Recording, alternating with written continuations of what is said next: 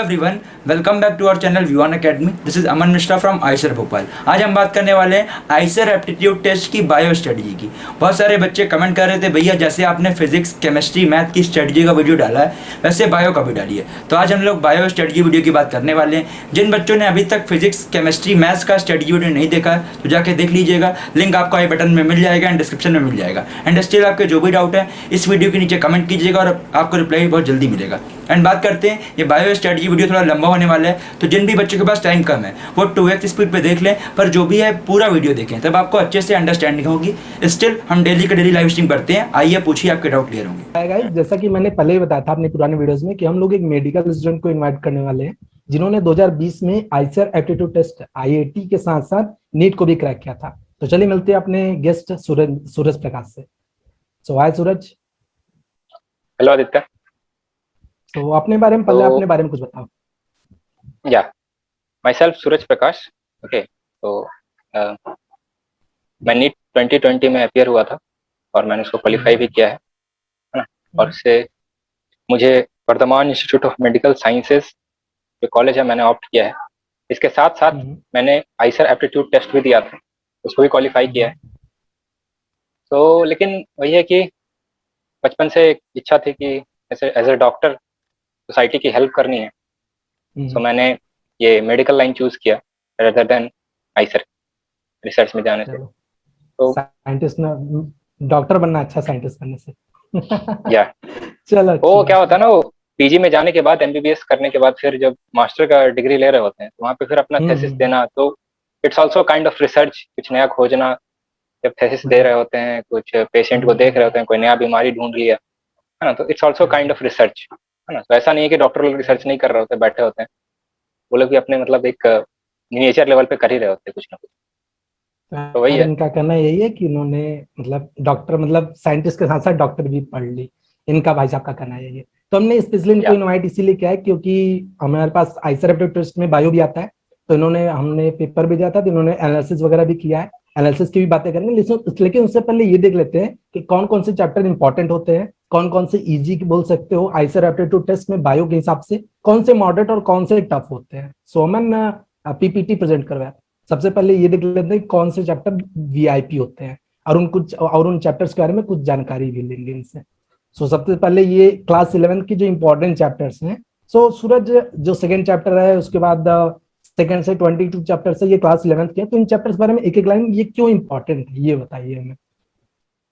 हाँ, तो ये जो चैप्टर्स हैं पहले तो मैं इन चैप्टर पर फोकस करना चाहूंगा। जो chapter number 16 that is digestion and absorption से लेकर के ये जो चैप्टर है chapter number 22 chemical coordination and integration. So ये जो 7 चैप्टर है ये इसलिए मोस्ट इम्पोर्टेंट इनको मानता हूँ मैं, क्योंकि ये पहले तो ह्यूमन फिजियोलॉजी पे बेस्ड, ओके, मतलब ह्यूमंस के बॉडी में ये 7 मेनली मेजर सिस्टम होते हैं। और इन क्लास 12 हम लोग एक और चैप्टर देखेंगे that is reproductive system of human. Okay, तो पहला तो वो सारे चैप्टर्स इंपॉर्टेंट हैं जो ह्यूमन से रिलेटेड। ओके, तो हमेशा इस चैप्टर से 2 या 3 क्वेश्चन इस यूनिट से, ह्यूमन फिजियोलॉजी एक यूनिट है क्लास 11 की एनसीईआरटी बुक में, तो इसमें यूनिट से डेफिनेटली 2 से 3 क्वेश्चन पिकअप हो ही रहे हैं। ओके, सो ये टॉप मोस्ट इम्पोर्टेंट चैप्टर्स में मैं कहूँगा कि अगर कोई बच्चा कुछ नहीं पढ़ा है तो एटलीस्ट ह्यूमन के बारे में जान के जाए। ओके, वैसे ही हम लोग 12th में कुछ चैप्टर्स देखेंगे that is human health and disease, जिसमें हम लोग ह्यूमन कैसे हेल्दी रह सकता है और क्या क्या डिजीज हैं आसपास इन्वायरमेंट में, इसके कारण क्या हो रहा है, बैक्टीरिया के कारण कौन सा बीमारी हो रहा है, न्यूमोनिया लाइक, और वायरस के कारण कौन सा बीमारी हो रहा है, जैसे कॉमन कोल्ड हमें हो जाता है। ओके, तो इन सब से रिलेटेड जो भी चीजें हैं मेजरली तो उन पे फोकस करते हैं, है ना। ठीक है सूरज, अभी तो बात करते बातें करनी है, तो ये बताइए हमें दूसरा, चौथा, सातवां और आठवां, ये जो जैसे biological classification, animal kingdom, structure organisation और ये सेल, ये सब इंपॉर्टेंट क्यों क्लास 11th में। ह्यूमन फिजियोलॉजी तो समझ में आती है, ह्यूमन से रिलेटेड, तो ये सारे चैप्टर्स इंपॉर्टेंट इसलिए हैं क्योंकि ये बेसिक्स को बता रहे हैं। ओके, लाइक नाउ ये बायोलॉजिकल क्लासिफिकेशन है ना, हमारे अर्थ पे इतने सारे ऑर्गेनिज्म हैं, इतनी सारे मतलब लिविंग सिस्टम है। सो इनको कैसे पढ़े, इनका कैसे यूज करें, ओके, कैसे समझे, है ना? तो So इसके लिए इनको basically, क्लासिफाई करना जरूरी था। Okay, so so this is basically the first VIP का मतलब यही होता है, बताइए बेसिक्स। बताइए। सो बेसिकली वीआईपी का मतलब यही है कि अगर आप कुछ नहीं पढ़ रहे हैं तो एटलीस्ट ये पढ़ लो जिससे आपका क्लियर हो जाए कि हाँ मैं कम से कम ठीक ठाक नंबर ले आऊंगा और अच्छा आंसर भी पा जाऊंगा। ठीक है, अभी क्लास 12 पे चलते हैं, तो अमन क्लास 12 वाला ले चलो यार, क्लास 12 का वीआईपी चैप्टर्स, ये क्लास 12 के कुछ वीआईपी चैप्टर्स हैं। सबसे पहले नीचे से चलते हैं, जो हमें आपके सूरज भैया, जो आपके सूरज भैया हैं जो नीट के वाले हैं, तो इन्होंने पहले बताया था कि क्लास 11th और मतलब चैप्टर 11 12 ये बायोटेक्नोलॉजी है, और उसके बाद 13 से 16 तक ये भी एक चैप्टर। सो अभी बातें करते हैं जो क्लास 12 में इंपॉर्टेंट चैप्टर्स हैं उनकी। सबसे पहले जैसे यूनिट दिया हुआ है तो यूनिट के बारे में बात कर लेते हैं। जैसे 11th और 12th चैप्टर, ये एक यूनिट है बायोटेक्नोलॉजी, तो ये क्यों इंपॉर्टेंट है सूरज, ये बताओ। एक्चुअली ये इम्पोर्टेंट है क्योंकि इसमें हम लोग बायोलॉजी को इंजीनियरिंग से कुछ जोड़ रहे हो। Okay, so there is some शायद तुम इक्विपमेंट, है ना? शायद इसीलिए तुमने ये भी बोला था कि ये कम मतलब कम एफर्ट में ज्यादा या नंबर देते हैं, ऐसी एक सही है? That is highly efficient chapters हैं, इनको कम एफर्ट्स करके हम लोग ज्यादा मार्क्स यील्ड कर सकते हैं। ये जो चैप्टर्स हैं बायोटेक्नोलॉजी से रिलेटेड। और ये 13 14 और 15 16 ये भी एक यूनिट है। हाँ बोलो। ये ये जो यूनिट है इसमें हम लोग बेसिकली अर्थ और यहाँ पे जो ऑर्गेनिज्म है उनके आपस में रिलेशन क्या है ना? जस्ट लाइक फूड चेन वगैरह वगैरह, ये सब इन्वायरमेंट में क्या इश्यूज हैं, कहाँ पेड़ कट रहे हैं, डिफोरेस्टेशन हो रहा है, ओजोन डिप्लीशन हो रहा है। सो इन सब चीजों को भी मतलब ये चैप्टर्स बता रहे हैं, इसलिए ये इसलिए इम्पोर्टेंट इम्पोर्टेंट हो जाते हैं। है। फिर ठीक है, उसके बाद ये तीसरा चैप्टर क्यों इम्पोर्टेंट है ये तो हमें समझ में आता है। छठवें और आठवें में क्या इम्पोर्टेंस है ये बताइए हमें। एक्चुअली क्वेश्चन चैप्टर नंबर 6 में भी एक एक टॉपिक है, that is human genome project. Okay, so it's also under research, एक आल्सो रिसर्च के अंदर चल रहा है ये भी, इसलिए इसमें ये चीज इंपॉर्टेंट है कि भाई इंसान के अंदर जो जीन्स हैं वो किस चीज से बने हुए हैं, क्या चल रहा है, कैसे उसको हम लोग या फिर इंजीनियरिंग से या तो फिर कैसे एक्चुअली भी कह सकते हैं कि ये सब ह्यूमन से रिलेटेड है या फिर हमारे या सराउंडिंग से रिलेटेड है, जो हम सब सारी चीजें देखते रहते हैं उसी से रिलेटेड है, इसलिए इंपॉर्टेंट हो जाता है। ठीक है, अभी बिल्कुल। हमारे पास एक सवाल और था, वो आपकी अमन भैया पूछेंगे। अमन भाई सवाल बताओ यार, मैं भूल गया वो सवाल, वो मैथ्स पीसीएम वाला था ना कुछ। हाँ सर, मतलब जो बच्चे पीसीएम के हैं, आईआईटी जेईई के एस्पायरेंट है, वो कौन कौन से चैप्टर पढ़े कि उनका नंबर भी आ जाए एंड नेगेटिव मार्किंग ना हो। वीआईपी चैप्टर्स के नाम, क्योंकि वो वीआईपी इसीलिए हैं क्योंकि अगर आप उन्हें पढ़ोगे, बिना पढ़े जाओगे तो घंटा नहीं मिलेगा, कुछ पढ़ के जाओगे तभी कुछ अच्छा मिलेगा, इसलिए वो वीआईपी है। तो अभी ये वीआईपी चैप्टर देखते हैं।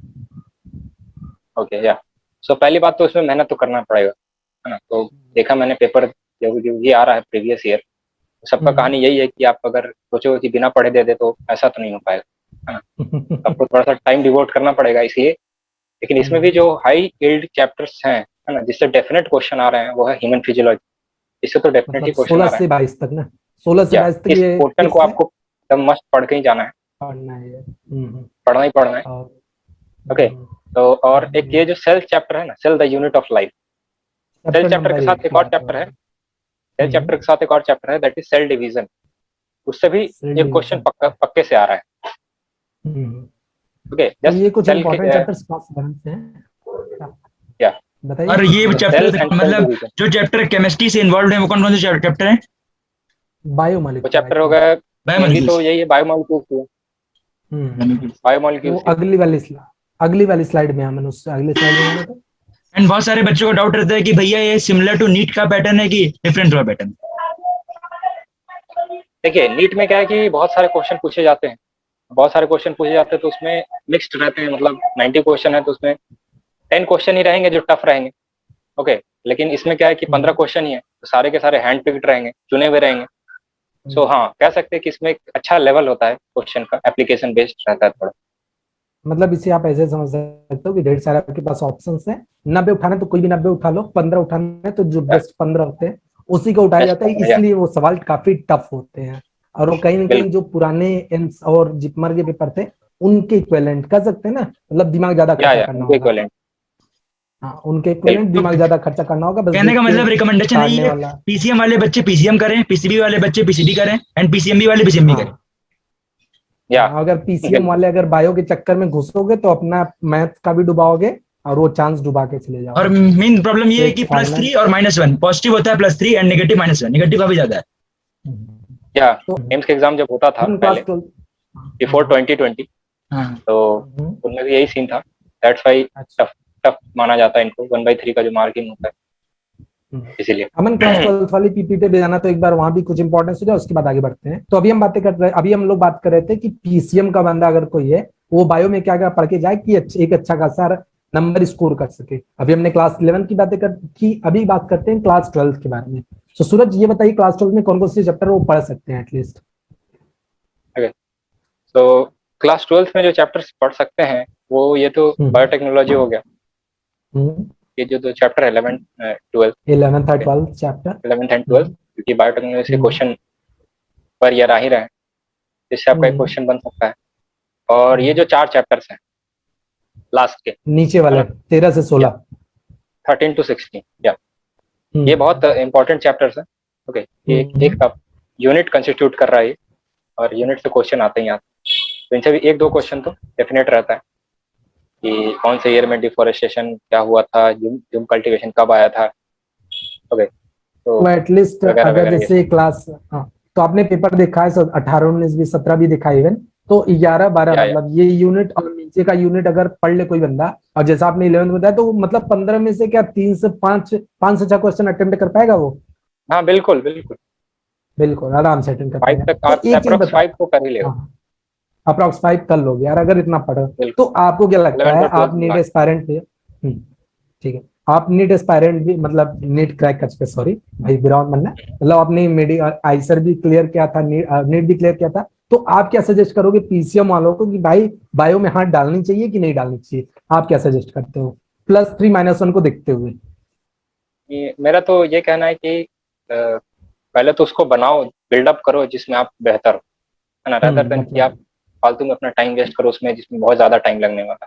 अब क्या है कि नीट वाले जो बच्चे हैं वो 11th से ही शुरू कर रहे होते हैं कहानी अपनी, 11th से ही पढ़ रहे होते हैं, है ना, 11th पढ़ा, 12th पढ़ा, फिर आगे किया।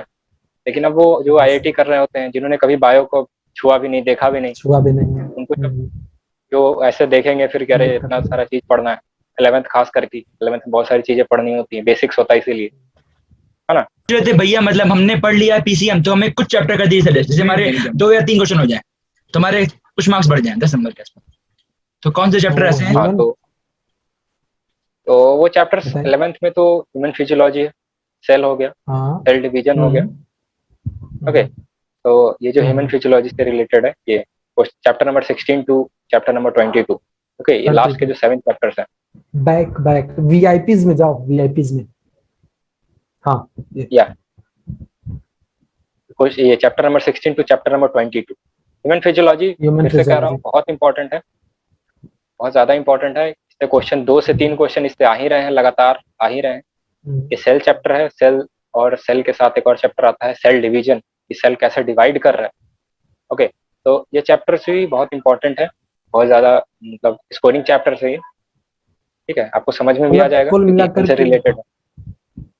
और कुल मिलाकर यही कहना है कि अगर आप मैथ्स मतलब पीसीएम सब कंप्लीट कर चुके हो, आप श्योर हो कि 15 से 15 मतलब 45 में 45 कर लोगे, तो आप इसमें हाथ डालो। और 16 से 22 जो एक ह्यूमन फिजियोलॉजी है, वो एटलीस्ट वो कंप्लीट कर लोगे तो तुम्हारे 2 से 3 क्वेश्चन आराम से बन जाएंगे। और उसके बाद जो पीछे 12th वाला खोलना, तो 12th वाला खोलना, मतलब 12th वाले पे, हाँ ये 12th वाले में बायोटेक्नोलॉजी मतलब 11 12 और नीचे के 13 से 16 एटलीस्ट अगर वो कर लो, और 11 12 कर लो, और अगर ये हो जाता है तो उसके नीचे का कर लो, तो कम से कम 5 से 6 सवाल तुम्हारे आराम से बन जाएंगे। तो अगर पीसीएम, यही करना है एक बार फिर से कि अगर पीसीएम तुम्हारा बन गया है तो बायो में हाथ डालना, वरना पीसीएम भी गंवा बैठोगे, बायो भी गंवा बैठोगे, वही हाल होगा तुम्हारा, ना धोबी का कुत्ता न घर का न घाट का, वही हाल होना है। तुम ना आइसर पाओगे ना तुम्हारा, मतलब ना आइसर पाओगे ना तुम्हारा मतलब चांस भी जाएगा। ठीक है, तो अब चलते हैं कि आइसर पेपर के हिसाब से अमन वो स्लाइड चेंज करना, इजी वाले पे जाना। तो अभी आइसर पेपर देखा आपके भैया ने, सूरज भैया ने, और 17 18 मतलब 2017 18 19 20 वो पेपर की लिंक हमारे डिस्क्रिप्शन ड्राइव में भी है। तो उसके हिसाब में हमने कुछ चैप्टर्स डिवाइड किए कि क्या क्या इजी है, क्या टॉप, क्या मॉडरेट में रख सकते हो, क्या टॉप में रख सकते हो। एग्जाम्पल के तौर पर मैंने पिछली बार भी बताया था कि इजी क्या, काइनेटिक्स तो इजी बोलोगे ना यार, उससे टफ मतलब बन सकता है, बट वो करोगे, दिमाग लगाओ, सट से हो जाता है। रोटेशन से इजी तो बोल भी नहीं सकते, ये इजी है, वो तो टफ बनना ही बनना है एडवांस में। तो उसी हिसाब से कुछ चीजें डिवाइडेड है। तो चलो पहले इजी चैप्टर्स की बातें करते हैं, जो इजी चैप्टर्स हैं, जैसे स्पेशली क्लास 11 और क्लास 12 के। तो ये कुछ क्लास 11 के इजी चैप्टर्स हैं। अमन क्लास 12 के कुछ इजी चैप्टर्स दिखा दीजिए। ये क्लास 11 का था, और अभी जस्ट इसके बाद क्लास 12 के इजी चैप्टर्स हैं। अब हम लोग एक आध दो सवाल देख लेते हैं कि ये चैप्टर्स इजी क्यों है, मतलब करने का मतलब ये पेपर के नजरिए से क्यों इजी है। तो अमन 2018 का पेपर एक बार दिखाइए। तो आप पेपर में एक आध दो सवाल देखेंगे तो आपको इजिली समझ में आ जाएगा कि सवाल मतलब ये चैप्टर इजी इसलिए है क्योंकि इनसे हार्ड बन ही नहीं सकता। ठीक है, तो सूर्य जी बताइए 18 वाले में कौन सा इजी सवाल था, कुछ बताइए अपने तरीके से। अमन शुरू से क्वेश्चन नंबर 1 से। Okay. Aman, are you controlling? या दैट्स इट। हाँ, सूरज सवाल नंबर बताइएगा जो इजी तो हो, पहले इजी पे चलते हैं। पहली बात कि ये जो इजी और टफ का जो फंडा होता है ना, बड़ा सिंपल होता है कि जो स्टेटमेंट वाले लंबे लंबे स्टेटमेंट वाले क्वेश्चंस होते हैं उनको जनरली टफर रीजन में रखा जाता है कि वो टफ माने जाते हैं उनको। और जो डायरेक्ट वन वर्ड होते हैं, ओके, जो डायरेक्ट किताब में लिखा हुआ है कि हाँ ये वर्ड है सिंपल, ये क्वेश्चन ये वन वर्ड आंसर है, तो वो उनको इजी पोर्शन में रखते हैं। ठीक है, तो जैसे आप देख पा रहे होंगे कि ये जो पहले स्टेटमेंट वाले क्वेश्चन है, उसके बाद ये क्वेश्चन नंबर 4 है जिसमें डायरेक्ट वन वर्ड है। Okay, so question number 4। Question number 4 ये इजी कैटेगरी में आ सकता है ना, कि इस टर्म से रिलेटेड आपने क्या पढ़ा था, आपको क्या याद है। ठीक है, तो ये चीज ठीक है। अब जैसे क्वेश्चन नंबर अरे ये क्वेश्चन नंबर वो कैसा है, 8 कैसा है, इजी है? क्वेश्चन नंबर 8 बिल्कुल इजी। बस हाँ वही है वही कि वहां इसका। पे थोड़ा सा ट्विस्ट है। जैसे इसमें क्वेश्चन पूछा है कि how many histones molecules are required to wrap रफली 60,000 बेस पेयर। ठीक है, तो इसमें एक बेसिक आइडिया ये होना चाहिए आपको कि 200 बेस पेयर से मिलके एक हिस्टोन बनता है। ओके, सो 200 मिलके एक हिस्टोन बना रहा है, 6,000 मिलके कितना बनाएगा। Okay, it just a simple unitary method है ना, तो वो चीज। और कोई एक आध दो सवाल लीजिए जो आपको समझ में जैसे आए। अमन क्वेश्चन नंबर ये ऊपर करते एक रहिए। स्टेटमेंट वाला देख लेते हैं। क्वेश्चन नंबर 6 में कह रहा है कि मियोसिस क्या इन्वॉल्व करता है, मियोसिस में क्या हो रहा है। तो ये भी जस्ट सिंपल थिंग है कि अब सुपरफिशियल क्वेश्चन है, उतना डीप रिलेटेड नहीं है।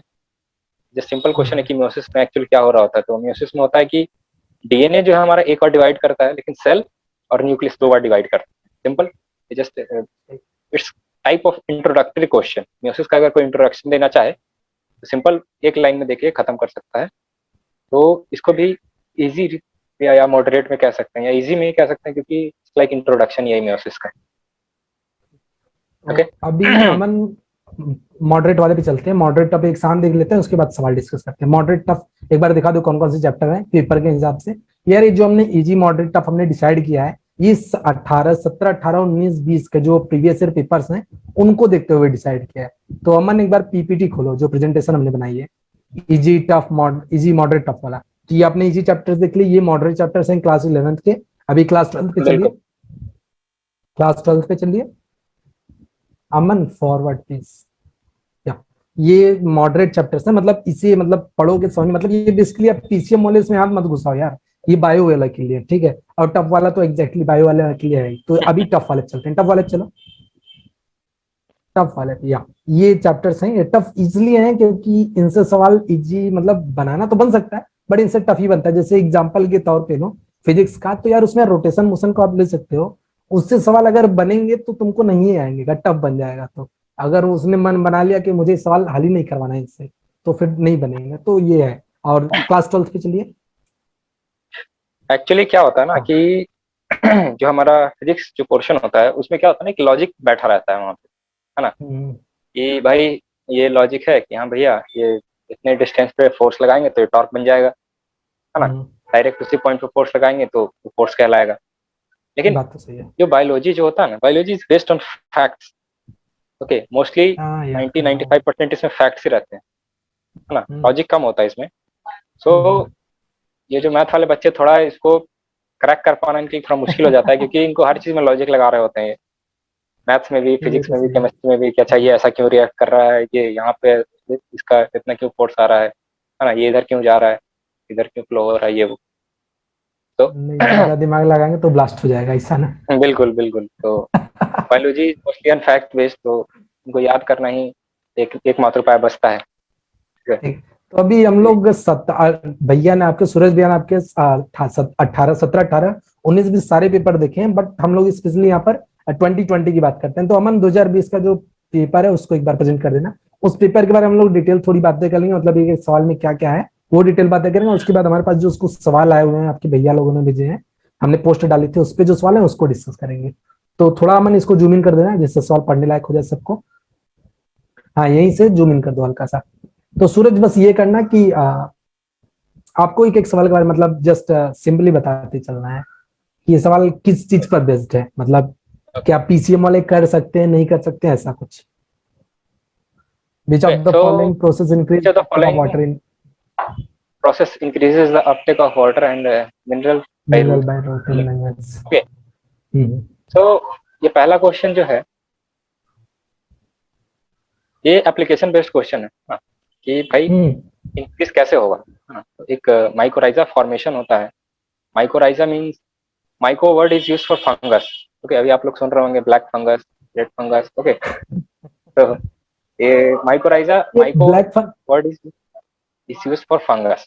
तो एक फंगल एसोसिएशन बनता है प्लांट के साथ जो कि उसको वाटर एब्जॉर्प्शन में मदद कर रहा होता है। ठीक है, तो it's an application based. Mycorrhiza क्यों बन रहा है, ओके, है ना, टू इंक्रीज द एब्जॉर्प्शन।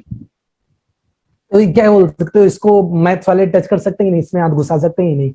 मैं जस्ट गिनना चाहता हूँ घुसा सकते हैं बिल्कुल, ये यहाँ पे घुसा सकते हैं, चलो। क्योंकि अब माइकोराइजा बना तो उनके दिमाग में क्वेश्चन आया होगा कि क्यों क्यों बना ये। ठीक है, चलो ऑब्वियस सी बात है, चलो एक सवाल मिनरल हो अपटेक के लिए बना। अभी बात करते जैसे हैं ये दूसरे सवाल की। क्वेश्चन नंबर सेकंड जो है, ये हम्म। आपको दिमाग लगा के नहीं बनने वाला, या अगर थोड़ा सा रटने लगाए वाला है, तो रटने वाला है। यहाँ भैया रटने वाला है, तो फोटोसिंथेसिस इसमें के अंदर मैथ। क्या हो रहा है, तो एटीपी और एनएडीपीएच ये दोनों एनर्जी के करेंसी है, तो आपको ये याद रहना पड़ेगा। जबकि ये तो आई वाला थिंक ये सवाल तो इजी शायद मानते हैं 10th ना, में भी था ना। क्योंकि ये सवाल काफी हाँ हमको बिल्कुल वो लग रहा है डायरेक्टली एनसीईआरटी का बिल्कुल, हाँ क्योंकि जस्ट लिखा। सिंपल डायरेक्ट क्वेश्चन है ये, है ना, जो एनसीईआरटी में लिखा और डायरेक्ट डायरेक्ट फैक्ट है बेसिकली ना, फैक्ट बेसिस डायरेक्ट कह फैक्ट सकते बेस्ड हो। है, इसमें फैक्ट आपको बेसिस दिमाग है, नहीं और लगाना। शायद ये 10th में भी है कहीं ना कहीं, मैंने पढ़ा हुआ है कि इसको एटीपी एनएडीपी शायद कहीं ना कहीं। छोड़ उसको, जाते हैं ये सवाल पे चलते हैं, ये ये मुझे सवाल थोड़ा मुझे ऐसा मैथमेटिकल लग रहा समझ है में ये आ रहा है। शायद फिजिक्स टाइप का, या फिजिक्स टाइप। ये फिजिक्स टाइप का है। एक्चुअली क्या है कि ये जो हमारा, जो मैंने बताया था, ऑर्गेनिज्म एंड पॉपुलेशन से रिलेटेड ये पॉपुलेशन का हम्म कर्व होता है। तो हम्म एक फॉर्मूला है ना, उस फॉर्मूले को मॉडिफाई करके ये ग्राफ बनाया गया है। ठीक है? हम्म तो यहाँ पे ये क्वेश्चन टफ टफ क्वेश्चन है, क्योंकि एनसीईआरटी में जो दिया हुआ है वो डीएन बाई डी जो है, ये डीएन बाई डी हम्म। का ग्राफ एनसीईआरटी में जो प्लॉट किया गया वो टाइम के साथ प्लॉट किया गया, लेकिन यहाँ पे यहाँ पे इनके साथ खुद कर एन दिया के साथ प्लॉट किया। तो यहाँ पे बच्चे को तो थोड़ा सा दिमाग लगा के डिफरेंशिएट करके फिर एक नया कर बना के tan थीटा क्या होने वाला है ना, फिर tan थीटा जब पॉजिटिव कब होने वाला है, जीरो कब होने वाला है और नेगेटिव तो कब होने वाला है, एटलीस्ट इस तुम्हें हिसाब वो से। फंक्शन याद होना चाहिए जैसे केमिस्ट्री में करने बताया के ना, लिए मैक्सवेल ना। डिस्ट्रीब्यूशन, हाँ। मैक्सवेल डिस्ट्रीब्यूशन वाला बिल्कुल वही सेम टाइप का। सही पकड़े बिल्कुल। हैं, एकदम सही पकड़े हैं। चलिए, तो ये तो मैथ्स वाले वो हाथ नहीं फंक्शन क्या घुसा हुआ। सकते इस चीज में। हाँ, ठीक है, चौथे सवाल के बारे में अब जैसे ये बताइए कुछ। क्वेश्चन देखिए, हम्म ये भी क्वेश्चन डायरेक्ट है ना, कि अब आपको इसमें पता होना चाहिए कि भाई जीवन फेज में क्या हो रहा होता है। म्यूसिस सेल डिवीजन पे मैंने कहा था, सेल डिवीजन पे क्वेश्चन आते हैं। तो सेल डिवीजन का क्वेश्चन ये है इंपॉर्टेंट, यार ये जीवन फेज में क्या हो रहा होता है। ओके, तो सेल जब डिवाइड कर रहा था तो डिफरेंट डिफरेंट फेजेस होते हैं, है ना। जैसे हम्म, जैसे सब्जी बनाना होता है तो कैसे प्रिपेयर करते हैं, पहले सब्जी धोते हैं फिर काटते क्या हैं। बात। जैसे सेल को भी डिवाइड करना होता है तो पहले वो अपना साइटोप्लाज्म बना रहा होता है ना, फिर डीएनए को रेप्लिकेट कर रहा होता है। तो अब उसी से रिलेटेड ये सवाल है मतलब कि ये भी इस एक तरह फेज का में वो क्या है, है, उस मतलब फेज हमको में। पहले से आना चाहिए, याद होना चाहिए हाँ, है ना। Fact basis. ये याद होना चाहिए। चलिए आगे बढ़ते हैं। मतलब आपके जो सूरज भैया, इनको मेडिकल साइंस के साथ साथ होम साइंस भी अच्छी आती है। चलिए, खाना वाना बनाते होगा। नहीं, ये तो तुम वाला बात कर रहे हो भाई, क्या नाम है, बिहार में एक बार हुआ था ना 2015 में, मेडिकल साइंस। चलो, पांचवे की बातें करते हैं। क्वेश्चन नंबर 5, सूरज सर, सूरज भाई क्या हुआ। Okay, question number 5। हाँ, सो इन दिस क्वेश्चन, ये भी डायरेक्ट क्वेश्चन मतलब पिकअप हुआ है एनसीईआरटी से। पैसिव ट्रांसपोर्ट है ना, जिसमें मतलब पैसिव मीन्स कोई एनर्जी का यूज नहीं होगा, और उसके थ्रू क्या रीअब्जॉर्ब हो रहा है किडनी से, है ना। तो सबसे ज्यादा चीज जो किडनी में जिसके लिए जाता है ब्लड, वो होता है यूरिया का फिल्ट्रेशन के लिए, है ना। तो इसको पैसिवली होना पड़ेगा ना। फिर डायरेक्ट क्वेश्चन है एनसीईआरटी में, ये सिंपल फैक्ट बेस्ड। ठीक, आगे बढ़िए अमन। अब जैसे मैंने कहा था कि हर जो इजी क्वेश्चन होने वाला है वो सिंपल वन वर्ड होने वाला है ना। तो अब ये भी troponin controls binding of actin in myosin motor thereby regulating muscle contraction. Okay, तो ये आपको इंफॉर्मेशन दिया गया है कि ट्रोपोनिन कर क्या रहा है, ठीक है। ये इंफॉर्मेशन देंगे आपको, फिर उस पर बेस्ड एक क्वेश्चन पूछेंगे कि binding of which metal ion of troponin is crucial for the process.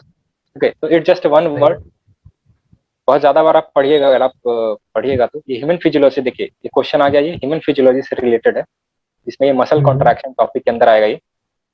तो इसका करेक्ट आंसर होता है कैल्शियम। तो ये ओके, हाँ, तो ये सिंपली मतलब इजी शब्द में, मतलब सवाल में रख सकते हो आराम से। और डायरेक्ट फैक्ट टफ लग रहा है क्वेश्चन नंबर 7। थोड़ा ये टफ इसलिए लग रहा होगा क्योंकि पहले तो नंबर लिखा ऑफ बड़ा है, क्वेश्चन बहुत बड़ा बहुत लिखा बड़े है।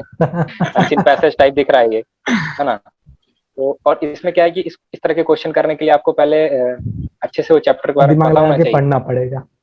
बिल्कुल, हाँ ये होता है। तो ये मतलब पता जैसे होना हम लोग चाहिए। बोलते हैं कि 15 में से आपको करना है केवल 10 या 12 सवाल फिजिक्स और केमिस्ट्री में, वैसे बायो में भी होता है 15 में से आपको करने हैं 10 या 12 सवाल। ये सवाल स्किप करने वाला है। हाँ, तो देखिए, अगर आप मैथ के स्टूडेंट हैं और आपने बायो में 5 कर लिए, तो आपके लिए बहुत अच्छी चीज है, अच्छी बात है। और अगर 5, 6, 7 तक आप चले गए तो आपको वहां पे रुक जाना चाहिए मेरे ख्याल से, है ना।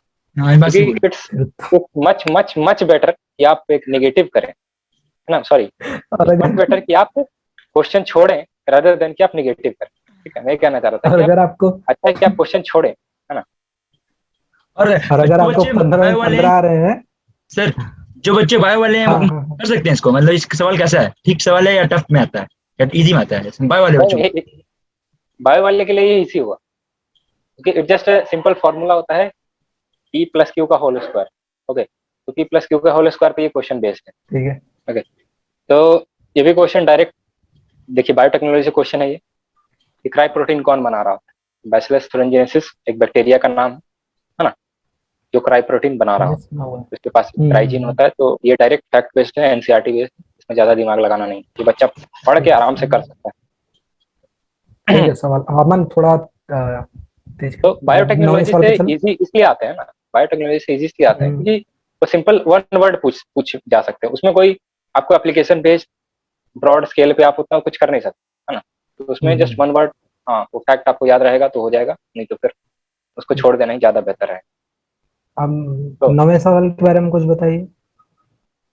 अब इसमें भी जैसे कि ये मॉलिक्यूलर बेसिस पे बेस्ड है कि प्रोसेस है कि जब डीएनए से एमआरएनए कैसे बन रहा है ना। फिर एमआरएनए बनता है तो एमआरएनए में क्या क्या जो मॉडिफिकेशंस होती हैं, है ना। उस ऐसा तो है नहीं कि बस बन गया तो सीधा प्रोटीन बन जाएगा, ऐसा नहीं है। तो उसमें कुछ मॉडिफिकेशन करने होते हैं। अब उस मॉडिफिकेशन में क्या नहीं करते हैं ये क्या सवाल है। बात है। यहाँ पे थोड़ा सा ट्विस्ट करने की कोशिश की गई है सवाल को, तो ऑल्दो, अमन लेकिन नीचे वही है करिए। कि ऊपर सही थोड़ा सा है। अगर इसको अच्छे ध्यान से पढ़ा होगा बारीकी से तो यहाँ पे आपको आंसर मिल जाएगा। अमन ऊपर करिए। अमन जस्ट क्विक मतलब दिखा दीजिए, अभी ज्यादा डिस्कस मतलब जस्ट आप एक बार सूरज ऐसा करो, एक बार पूरे सवाल देख लो 10 से 15 तक, उसका जस्ट एक लाइन बता दो कि ये सवाल मतलब कैसे आए हैं। ये एक सवाल बार कैसा जस्ट है सर? क्विक देख लो। 11th वाला टफ है या इजी है? एक बार बस जस्ट थोड़ा सा लंबा क्वेश्चन है। ये वो इकोलॉजी से है ना। इकोलॉजी से?